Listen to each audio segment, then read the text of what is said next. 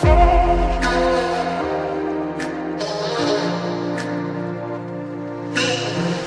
everyone, welcome to LezPod. You are here, my friends, because you believe in the LGBTQ plus community and the importance of sharing our individual stories to help impact one another.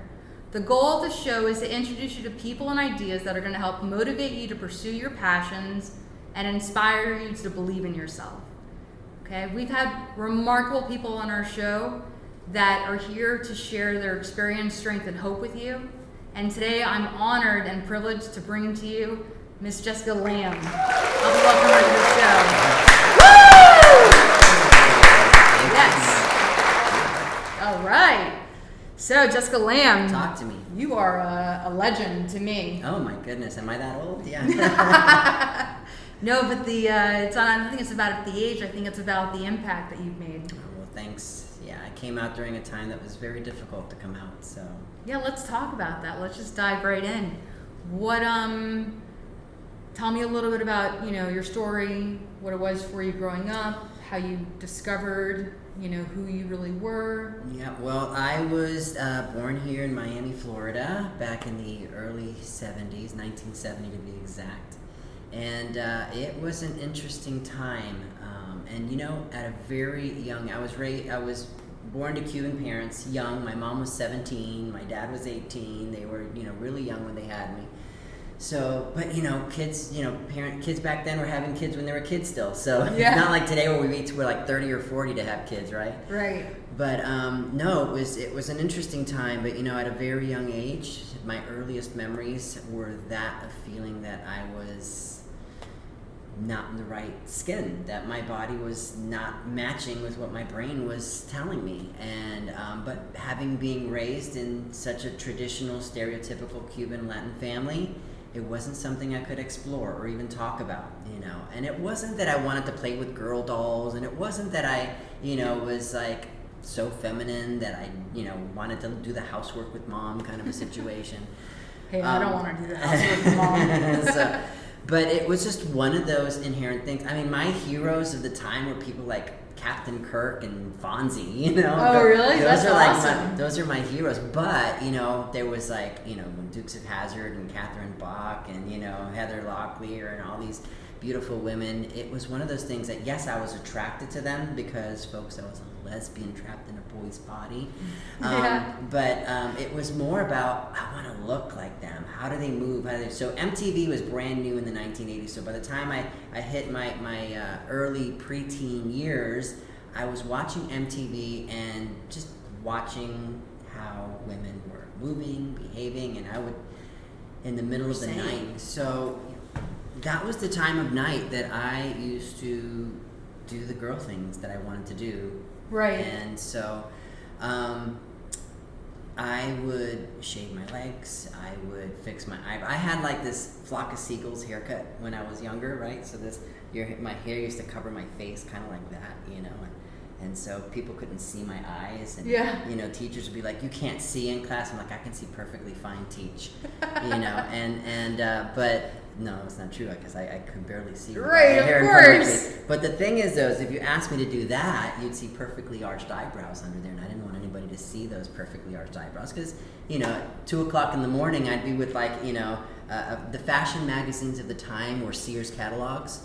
So with the Sears catalog, I would be like, okay, how does, there was a picture of Elizabeth Montgomery. She had the most perfect eyebrows, and I wanted my eyebrows to look like hers. So so I had to hide that. I didn't want anybody to know that I was plucking my eyebrows at the age of like 13. And, and it was like from one day to the next, I used to wear shorts, and the next day I was never wearing shorts ever again because I was shaving my legs. And the moment that somebody would discover that I'm on the swim team, I'd make up some sort of excuse. But no, I wasn't on the swim team. I was on I was a bicyclist. So, Kevin Bacon shaved his leg in a movie when he was a bicyclist. And I was like, yeah, like that guy in the movie over there. Kevin Bacon's great. Yeah. But, so, it was tough. I had to make up things, as to why I was just a little bit off or a little bit different. Yeah. It was actually back in 1970, I want to say 77 or 78. I was watching a Merv Griffin show at my aunt's house. And that's where I learned the terminology transsexual, transvestite. And what I saw on TV were these men who had become women. And I was like fascinated by that because they were living my truth on TV. You know, I didn't have internet. I didn't have an iPad and go, okay, I like to wear girls' clothes and I'm a boy. And so what am I, you know? Yeah. I didn't have that growing up, but I had TV, and that's where I learned that. And that's why, you know, I was looking to how women were dressing, and I would do that by watching MTV, you know? So, but of course they were over-sexualized on TV, and it was just, that's another story, but...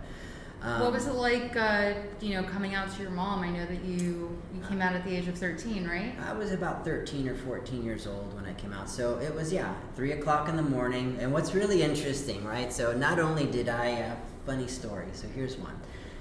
When I was about 8 years old, in my hallway closet, there was... I mean, I knew if I wanted to shave my legs, I needed, number one, some shaving cream, and I needed a razor. So my dad's razor was always sitting, you know, on top of the sink there, and I'm like, okay, there's Dad's razor, so where's the shaving cream? My dad was old school. He would just lather up with soap and, you know, use that. So I guess that's what my mom was doing when she was shaving her leg, was lathering up with soap. But I was like, you know, I might cut myself if I do that. And so in the closet, in the hallway closet, there was a can that looked like a shave because it had barber, you know, stripes on it, and foam would come out when I pressed the top. I'm like, oh, let me use this. And so I would sneak it into the bathroom under my shirt, and I would, you know, spend hours in the bathroom, you know, fixing myself. My dad would come knocking, you know, why are you taking, you know, my mom would be like, why are you taking so long? My dad's like, oh, he went in there with a magazine. I know what he's doing. Leave him alone. You know, so I was getting pretty. If they only knew that was so funny. What was going on? What was really going on? Yeah. But so here I am with this barber stripe, you know, thing, and I'm shaving my legs at, you know, the age of 8 and 9 years old, and it's funny because later, you know, I was 13, 14 before, you know, my mom discovered me one night. I saw this same. We had moved into a new house, and I saw this same bottle sitting in the shelf in the laundry room, and I'm like, oh my God, this is the same shaving cream I used to shave my legs with. Why is it here? Why do we still have this? I would figure it'd be done. And I look at it, and I was shaving my legs with shoe polish. So I thought it was, but you know. And it was foamy at the top. And it was foamy. So that's why my legs are so shiny. That's but too funny. Yeah. Well, you know, I also, you know, I knew that, you know, depilatory, right? That was a term I learned when I was in my young preteen years.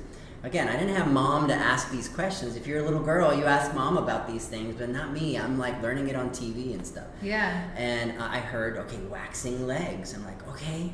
We've got candles in the laundry room, so I would like at 2 o'clock in the morning with one of my mom's pots melting, you know, candles just so that I can shake, so I can pour it on my leg. Oh my God, and the wax. let it dry. And it was, I realized later it was the wrong kind of wax, and I needed some tools to make that happen. But again, these are the struggles that I went through just doing it. So, you know, I was about 13, 14 years old, and I was up in the middle of the night doing my thing. I love Jessica Biel's, right? So I had this sweatshirt that I cut and kind of threw it over my shoulder. That scene where she's like taking off her bra underneath, I wanted to learn how to do that. And I would wear leg warmers, but you know, I couldn't ask my mom for leg warmers, so I would take my big socks from the 1980s, because we all used to wear our socks over our jeans back then. Yeah. So so I would take my big socks, cut the bottoms off of them, and turn them into leg warmers. So, you know, so one of these nights that I was dancing around like a little maniac in the living room, my mom, I see her coming out of her bedroom, and she's coming out, and I'm like here dressed up in like girls' clothes, and you know, here's her little boy in the living room. I'm like, oh my God, I think she's on me. And I ran into my bedroom, and it was on the other side of the house, and I closed the door, and I took off what I was wearing, threw it underneath the bed there, and I was like, oh my God, I hope she didn't see me. And I realized I left the light on in my room. I was so worried about taking my clothes off and putting something else on, I didn't even think about like turning the light off. Right. And my mom walks in, and I'll never forget this conversation. And the importance of this conversation is a vivid memory for me. For me, this idea was like a movie reel, right? Yeah. We have all these thoughts in our head, and somehow there was this movie reel on loop. I'm a girl, I'm a girl, I'm a girl. And it was not a thought that I could ever get rid of. And so, you know, I had this conversation with my mom because I figured for sure she saw me and she was testing me and wanted me to come out with the truth. So I found the courage to share. Now, realize also in Miami, Florida in the 1980s, we had Anita Bryant who was really attacking the gay and lesbian community. Right. Forget transgender. We didn't talk transgender, but transgender was kind of lumped right into that community right there as deviants, essentially, drag queens and Yes. drag kings. And so, that in conversation was important to me. If you ask my mother about this conversation, she's like, I don't know that I remember that conversation, right? But again, with that movie reel, it was like all of a sudden, press record hit in my brain because this was an important conversation for me. And I told Mom, sometimes at night, I pray to God that I could wake up tomorrow and be a girl. That my outsides would be swallowed up into my insides and everybody would forget that I was a boy and that they'd see me as a girl. And I feel this way. And Mom, I shaved my legs and, that's why I was out in the living room. And I'll never forget my mom just like whitewashed. Her face was like, she sat there, before I even told her, she asked me, so what's wrong, right? And I said to her, Mom, I've got something to tell you. Right. That's the last thing a mom or a dad wants to hear at 3 o'clock in the morning, you know? Because like I said earlier, there's one of three things going on, in the middle of the night. One is no good, but I was a goody two-shoes and I still am. Or, you're sick and not feeling well, or you couldn't get to bed, you couldn't sleep. Yeah. So my mom naturally was like touching my forehead, and I remember this. She's touching my forehead, and she's like, you don't feel warm, and she's like pressing my belly. Is your belly hurting? I heard you coming out of the bathroom. And okay, I'm gonna tell you, Mom. And so I told her that, I wish that I could be a girl. And she didn't tell me what I wanted to hear in that moment. Now, in that moment for me, the only thing going on for me was figuring this out. Right. It was all about me in that moment. So I have no clue what Mom might have been feeling. Now as an adult, I revisit this conversation. So, when I first told her there's something wrong, my mom grabs the dress. She's like, ay, mijo, ¿qué pasa? Dígame. Yeah. And she told me, well, I had a son and not a daughter. God didn't make you this way. And if you are to think those things and act on those things, well, you can get hurt. People will hurt you. And I don't want that for you. Right. All I heard from my mother coming out of her mouth was, I don't accept you. I don't love you. Hide it. Push it away. She was like, play more sports, date some more girls. Sure, Mom, that's going to help because I'm a lesbian.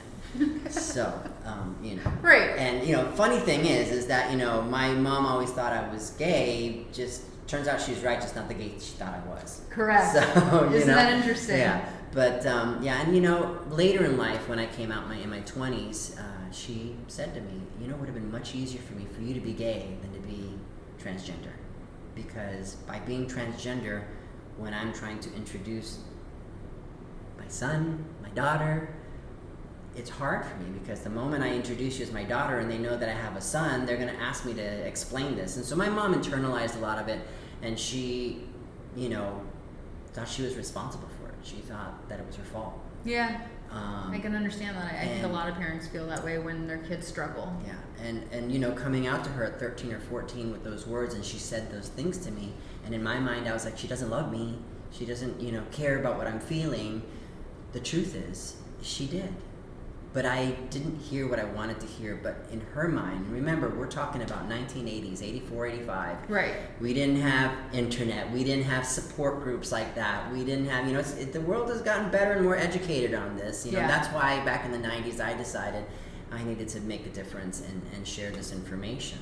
But so she responded to me with the information that she had in that moment. Now, if somebody would have said to her, that 50% of these trans kids will attempt suicide before 21 if they don't get that love and acceptance. Even today in 2021, it's almost still 50%. 1 out of every 2 trans kids will take their lives when they don't get the love and acceptance. It's still the highest suicide rate. It's getting better, but it's still not good enough. Right. But, it was difficult for my mom. And so as I revisit that conversation, she was coming from a place of love, because what she didn't do and I know this because as I started to give back to the community and work with youth groups and different groups of kids, she didn't say, get out of my house, I don't want you here. She didn't come after me with a belt. She didn't pull out a gun. She didn't kick me out and say, go live with your grandmother. She told me I had a son. She was coming from a place of love. And I think when you come from a place of love, that's karma. And she told my father eventually, and the way my dad took it was, this was my dad. My dad was one of these typical, stereotypical Cuban men, machismo. But he came with me back. If anybody knows who Ann Landers is, it was like one of these like editorials where people would ask questions to the newspaper, like, oh my God, my husband's cheating on me, what do I do? Well, in this particular article from Ann Landers, there was a paramedic who wrote in and said, I was out on call and I had to cut open the clothes of my patient, and when I did, this man was wearing feminine undergarments. And why was he wearing feminine undergarments? And of course, Ann Landers responds back, well, this is probably somebody who's a transvestite, and went through all this. So my dad sat me down when we're gonna need to have a conversation, and he sat me down and gave me this article and says, read this. And I'm reading it, and I'm a punk, at 14 years old, and I'm like, I threw the article back and I was like, okay, Dad. So I'm like, shh, in my pants, and I'm like, okay, he knows. My mom told him, and I was like, okay, Dad, so what? And then all he did was like, I know, and that was the end of the conversation. That was it, Dad. And ironically enough, as I got older, it was my father who was my ally, my advocate. Wow, that's and awesome. I really appreciated him for that. When my father passed away, it's gonna be, like 12 years almost now, 11, back in 2010 he passed. I'm sorry. Yeah, that was hard. It was unexpected, but yeah. I was at his funeral, and I met so many people. We threw a funeral together for him, like, quickly. It was like, because it was unexpected, and we put out an obituary, and we asked a couple of friends, and hundreds of people showed up to his funeral, and I'm like, who are all these people? I'm looking at my siblings, I'm like, who are these people, Most of them were Teamsters from UPS that knew him. They called him El Chino. And there was this one woman who approached me. Now, my dad was one of these men who wasn't like, I love you, Dubby, and hugs and kisses. He would give me a kiss hello, and, rarely I ever got a hug from him. Usually it was a kiss hello, and that was about it. But, it was one of those things that, I wanted my dad to tell me that he loves me, that he's proud of me, right? Because every kid wants to hear that from their parents. I'm like, 16, 17 years old. Dad, can't you tell me you love me and you're proud of me? I'm working so hard, I get straight A's in schools. And he's like, well, do I go to work every day? And I'm like, yeah. And he's like, do I come home every day and I sit down and have dinner with you and talk about our day? Yeah, you sometimes do that. Well, I don't need to tell you I love you, I'm showing you. That was my dad's way. But then I'm still a punk at 16. Right. And like, 3 words, Dad, come on, I'm proud of you, right? That's 4. But, I love you. One of the... Right. So anyhow, you wanted that, the compliments, the gratification, the acknowledgement, right? Exactly. Yeah. So, here I am at my father's funeral and seeing all these people and this one woman. Now, if I knew what a lesbian looked like, she was probably a lesbian. So, and she approached me and says, you're the oldest, aren't you? And I'm like, yeah, I am. And she said, your dad used to come to me all the time, and he would tell me stories about you, and he told me that after he and his wife had split, now my mother had split up, that when he started dating, he would tell the women he dated that my son is transsexual, and if you're not okay with that, then there's the door. Wow, powerful. And I'm like, wow, and she was telling me how proud he was of me living my truth. And wow, that really moved me. And when I went to go ask my Mom, do you know this lady? Because she worked with Dad for like 30 years, and I've never met her before. Maybe at a picnic, but I don't really remember this lady. Right. And my mom's like, yeah, we met her a couple of times. We did meet her at picnics. So when we go to UPS Teamster picnics. And she said, it was your dad who helped me. My mother said, your dad helped me he's like, so this is our kid. We gotta love our kid anyway and help my mother get through that. You know, there's a period of time that when somebody comes out, whether you're LGBT or anything under the rainbow umbrella, right?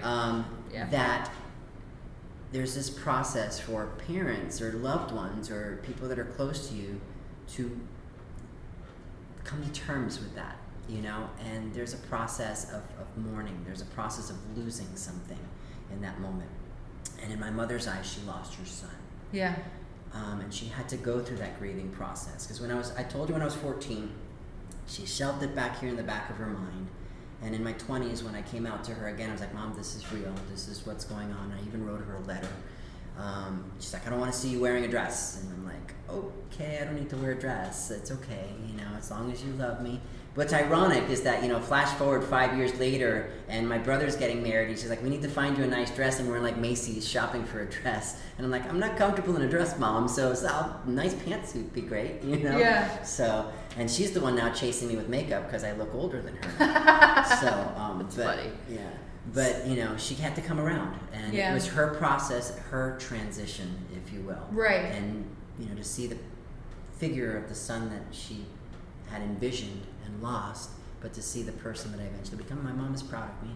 That's and amazing. She is a good friend of mine, so I don't go a day without talking to her. So that's amazing. Thank you for sharing all amazing. that. She's my hero. You know, when you talk about heroes and sheroes and people who are real legends, in my mind, are those loved ones and family members who have to change their entire belief systems and thoughts about this individual to still be a part of their lives. Because, you know, God grant me the strength to accept the things I cannot change, to change the things I can, and the wisdom to know the difference, right? Yes. So how powerful to realize that I have no control over what's going on over here. You have no control over that camera over there sometimes. You know, it doesn't work the way you want it to.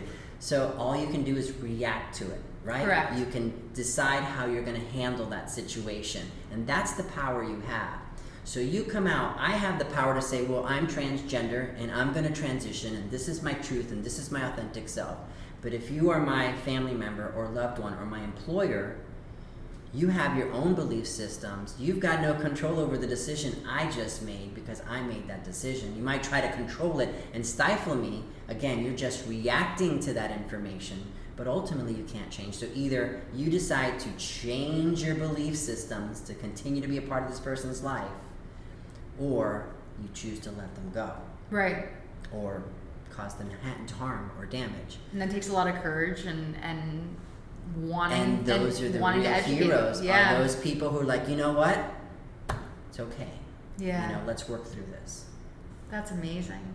And you mentioned you've been on a lot of, you know, shows. You've been on Larry King. You've been on Ricki Lake. Don Francisco, Maria Elvira. I've been on Despierta America. I've been on some Spanish programs. I speak Spanish too. Yes. Not my first language, but yeah. Actually, it was my first language, but English took over and that became my first language later in life. And you shared a lot of powerful stuff on there, and you even wore a dress. I did. Yeah. Now, when I was on the Spanish show, it was interesting to see the dynamic and difference on stereotypes for gender between Latino America, you know, television shows and American shows. Right. They wanted me, the Latin American shows wanted me to be dressed up in high heels and short skirts and made up with lots of makeup. They wanted me to have that sort of like drag, sort of ultra feminine appearance on there, you know. Larry King was cool with whatever. God bless your soul, Larry. You were amazing and such a humble and kind man. He asked you some difficult questions, though, in my opinion. You know, and some people are not happy with the questions he asked me. He's like, "How, you know, it's like, it was you know, intense. so like you're a lesbian, you know?" And I'm like, "Yes, Larry, I am." You know, and people were like, you know, "Duh!" It's like, come on, you know. It was. But not everyone understood. Not everyone grasped what the was concept. so great about Larry is that in between takes, right, you know, and it's time to go to a commercial break, he would say, right? And during the commercial breaks, he'd sit over and he'd lean over and goes, "Jessica, you're my co-host."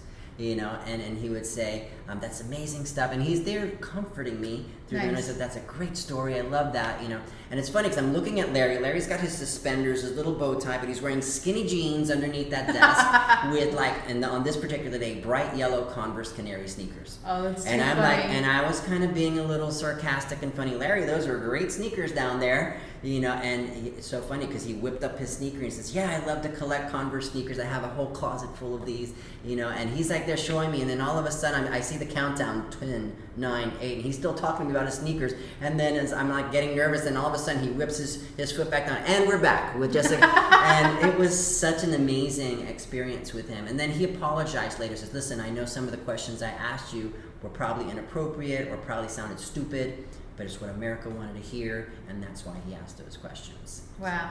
Yeah. Well, I have a couple of questions. Normally I don't write stuff down, but I was really intrigued, and I want to ask you some stuff that I think might help the community. What would you say, how do you become proud of the person you are? Ooh, well, that is a very intimate question. Yes, it is. Because it varies from person. I can tell you my story, but your story is going to be different. There's a very basic human need to figure out who you are. So the who am I question, whether you are black, white, yellow, or anything in between, male, female, intersex, anything, or if you are like a man cub like Mowgli, Yeah. at some point you're going to ask yourself, well, who am I and how do I fit into this puzzle piece of life? Why am I attracted to people this way? Why do I feel like I need to dress this way? Why do I have these opinions? And how you answer that question, who am I? That's what makes you you, right? So you're different. You're Right. unique. There'll never, in the history of all space-time continuums, be another soul like you. Correct. Ever, ever, ever. If I take you and take your hair and clone you and create another you somewhere, is it still you over there exactly, and you think exactly the same? No, you'd be like, this person looks like me, but that's not me. Right. That goes to share your soul a little bit. You clone me, you're going to get Jesus Lamb, okay, not Jessica. And that Jesus may not want to change his gender, or maybe he will, and maybe he won't end up being like me, or maybe she won't be like me. I don't know. That's another Jessica. That's another Jesus. Right. That goes to show how individual you are. So how do you, what advice do you give to others that are in the process of that self-discovery mode? Be kind, be patient. With yourself or with Of course, others? with both. But With most both. importantly, I think yourself, right? Because we're Absolutely, so- with self. So, first be kind and patient to yourself, right? It's a journey, folks. It's, I know for most people who fall under this gender expansive umbrella, right? Because this is the term we want to use now, because it was transsexual, transvestite in the 20th century. That's antiquated. We barely use those terms anymore, especially transvestite. That's just kind of disappeared from our vocabulary. Is it considered disrespectful in a sense, or no? It depends. People self-identify. Okay. So you're talking about identity. You think about, okay, how do I answer this question? How am I going to tell you about this? Right. And that's your personal experience. That's you coming to terms with that. So you find a term that you're comfortable with to talk about yourself. So some people, same thing with pronouns. People think about pronouns. What pronouns would I feel comfortable people using with me? Right. Right? Sometimes they and them is a transitional pronoun. Yes. Okay? Or sometimes it's a pronoun that they decide to use for the rest of their lives. Demi Moore, I don't think, is looking to transition. So Demi is comfortable with they, them, and that's the pronouns that we're using. And I was watching a talk show the other day. Somebody referred to her as her, and the guest was like, no, they and them. Oh, wow. And that's great, Yeah. and it's important, and it's a process and a transition for everybody involved. But when it comes to self-identity and figuring this stuff about yourself, I always say, when the moment you figure out who I am and how you fit, that's like a superpower. That's like putting on a Wonder Woman outfit, or a Superman outfit, and just knowing the truth. Right. And one of my favorite books of all time is The Diary of Anne Frank. So Yeah. here's this young little girl in the worst possible situation that you could put a kid in. Right. Living under floorboards with the Nazis coming to take you away to a Holocaust, to a concentration camp. I'm sorry, it was the horrible Holocaust. And you read the story, and you still read a story about a hopeful little girl who enjoyed some happiness in spite of everything going on. Her life story was tragic, but she never lost her faith. And that's because she knew who she was.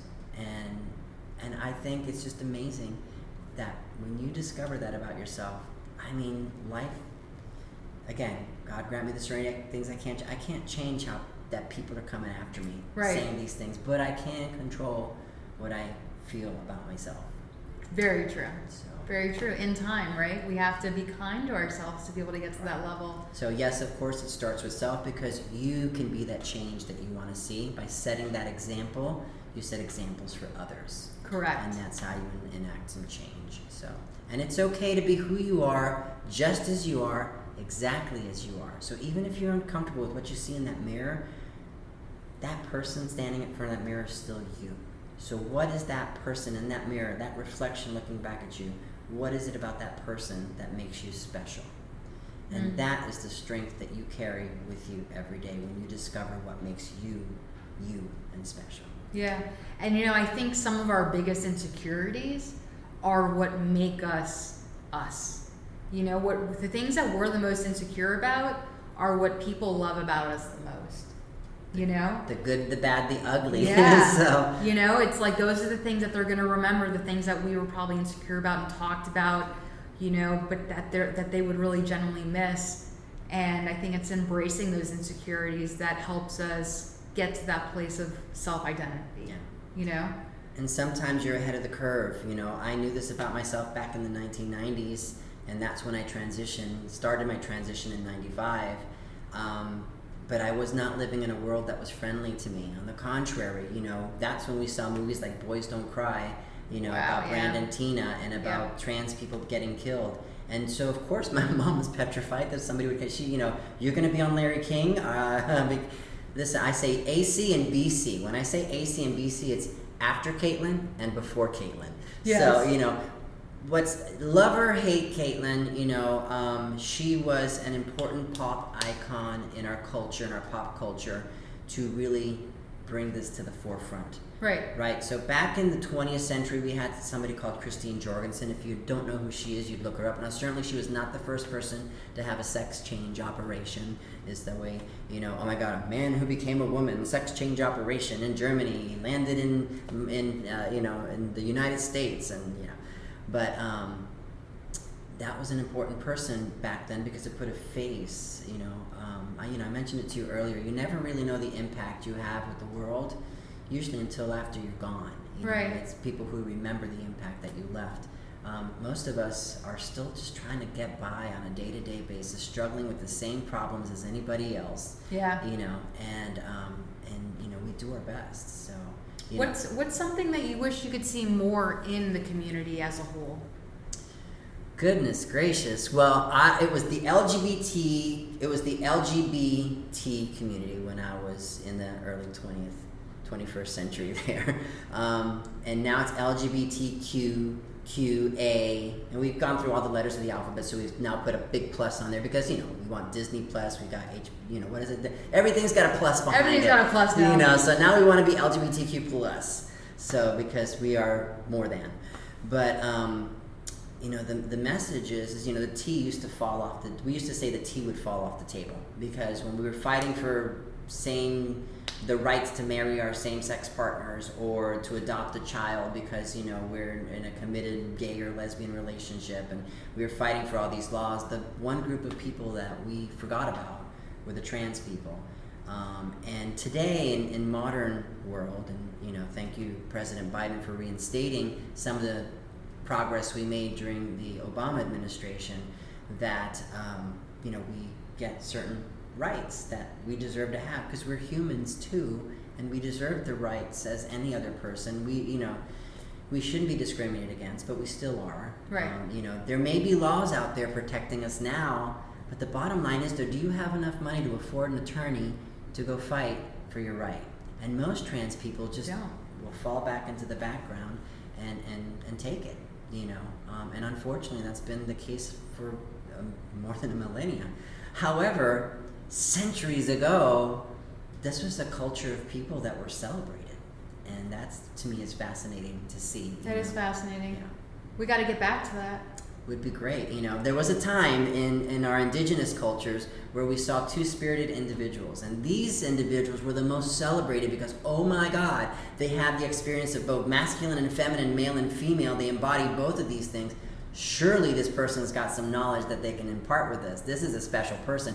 In India, oh my God, this person will bring, joy to my family and make my life prosperous. The Hijra were celebrated, in Indian culture, and Western civilization and religion and just, beliefs and things of that changed, is for the indigenous people here from the Americas. We had the Spanish conquerors come here and decided to try to eradicate these people because they were, blasphemous and in the eyes of God. And so it became an anathema at that point. So, yeah. Wow. Thank you for sharing that. That's very deep, and I didn't know about all that. Yeah. There's a history. We didn't just pop up in the last century. Right. It's been around for a while. But it's really only been in the last, and actually even having surgeries is not brand new. Because back in the Roman Empire, there's I always have problems with it, Elagabalus, right? So he was a Roman emperor who actually offered half of the Roman Empire to the doctor who could make him into a woman. Wow. So this is in the Roman Empire. So it's not even new, to have these surgeries. It was in the back of somebody's mind. Certainly it's got to be possible somehow, So yeah. I wish there was some magic or a genie I could rub the lamp with. So those were my 3 wishes. My first one was always to be a girl. So. And the other 2? To make a change in the world and do you feel like peace you're doing on earth that? and all that stuff. If there's one thing I want to impart to everybody is to make a mission statement for your life. Okay? I like that. Find something that's important to you, something that you're passionate about, something that you feel good about, and take that mission statement and make that something that you do, that you use to work towards for the rest of your life, wherever you are, So for me, at the age of 14, my mission statement was to make a difference in the world. Yeah. That's a broad statement, and most people want to say, I want to make a difference in the world too, right?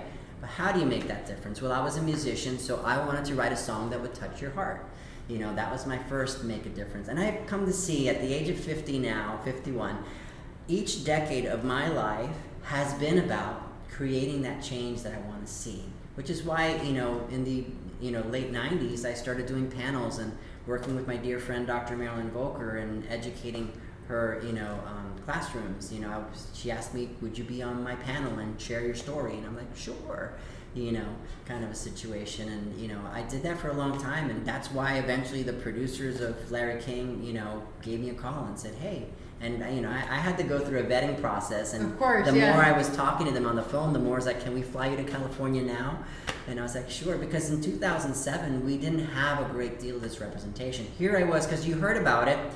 And usually you would associate it with like violence or rejection and whatever. And what Larry's producers found fascinating is like, you're a pretty normal girl. You live the typical American life. Yeah. You've got kids that you're raising and you've got, trouble with the PTA and, stuff like that. And I eventually, that was the angle they were going to go, is that, So, but there's a reason behind that, because I knew when I was going to go through my changes that there were people that needed to adjust to it, and what was important to me was that my family was going to be okay with it. Right. And so I took my time. Life is this journey, right? And so that journey, life is short, but as you get older, you realize that like every 10 years there's like a shift in your own life, and you'll start to see that as you grow older. It's interesting when they talk about the wisdom that our elders provide, and now that I'm becoming an elder, if I'm not one already, I start to really see this, and that's just sort of knowledge that I've just taken with me. I mean, how amazing it is today that a kid can decide, oh, I'm genderqueer. You called me queer back in the 80s, and you were calling me a derogatory term. Correct. Even if you called me a bitch, you were calling me a derogatory. Now we use a bitch, please. Come on. Right. And it's like, it's one of those things that and Marilyn says it all the time.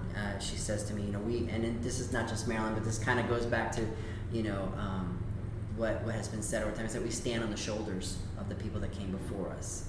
So we hope that our world can progress better by standing on those same shoulders. So, Jazz Jennings stands on my shoulders. You know? I remember meeting Jazz's mom, at a panel at FIU, and Jazz, was maybe about 5 years old at the time, and Mom said to me, "How amazing, Jessica. You just gave me hope for my daughter." Wow. So that's incredible. And look where Jazz is today, killing the game. Getting a law degree, so yeah. Yeah, that's awesome. Yeah. That's awesome. We were going to write a book together, as a matter of fact. Oh, so, wow. Yeah.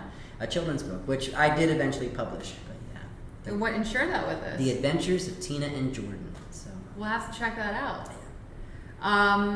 So just to kind of wrap it up, what's the legacy deep down inside that you want to leave behind? As a human being, as an individual who is true to their authentic self, what's the legacy, the message that you want to leave behind to the people out there that don't have the kind of support that you were able to have, to the people that are struggling, to the people that don't have any hope? Well, I'm going to share this, and this is not really my story, but this is a young person that I worked with. She at the time was going through a hard time. She was in a middle school, and I was doing a presentation for her middle school, and she approached me afterwards and said to me, "Jessica, what a lovely story. I've struggled with the same idea too, and I came out to my parents as a lesbian, and when I did, they were not okay with it, and they kicked me out of my house, and I'm living with my grandma now. My grandma loves me. I'm like the princess in my grandma's house, and I'm the apple of her eye, and she's okay with my girlfriend coming to visit and everything, but Jessica, I feel like it's more than just being a lesbian. I feel like I'm a boy inside, and I don't like who I see in the mirror. I want to be more, but I'm afraid that if I were to come out and be my authentic self, I'll lose everything. My grandma's not going to be okay with it because I'm her princess. Right. And my girlfriend doesn't like boys. She likes girls, so I'll probably lose my girlfriend. So what do you tell a young 14-year-old kid that by living their authentic truth, it gets better? Because sometimes it doesn't get better. Right. Sometimes it gets worse before it gets better. Right. And it only gets better because why? You're learning to be who you are, your authentic self. So what do you tell? So I said to this young person, tonight I want you to do a little exercise and stand in front of your mirror, and I want you to look in that mirror, and I know you don't like that reflection looking back at you, but find something in that mirror that you love about that person and use that as the strength to move on to the next day. So take it one day at a time. You've got no control over what the world is going to react towards you. And in the end, if your girlfriend's not okay with you being a boy, then that might not be the person for you. But I can't say that because this is your life that you're living. It's okay to be who you are. And I said this earlier, it's okay to be who you are, just as you are, exactly as you are. So what do you got to do? Because as you start to build this strength, you look back at this person grows stronger because every day you're making a positive affirmation about yourself. This person's growing stronger, and this person's finding new networks and new people to associate with. Here's some numbers for a youth group. Here's, and there's plenty. If you look up online, we have that resource now right here in the palm of our hands. Now there's good resources and bad resources, so vet them, make sure that you know what this organization's about, and do your research before you get involved. But there is support for you out there, and there are people out there. And you're gonna get people who are gonna be great with you, people who are not, people who are gonna misgender you, people who are gonna not be okay with you because I thought you were this and now you're something else. You take it one day at a time. Life is this journey, and you just have to go. Oscar Wilde said, "You be you, because everybody else is taken." Very true. What a wise man. Thank you, Jessica, for being on the show. It was a great experience. Thanks for having me. You killed it, and I'm honored to have you on the show, so thank you. My pleasure. Thank you. Be well and be safe. Yeah.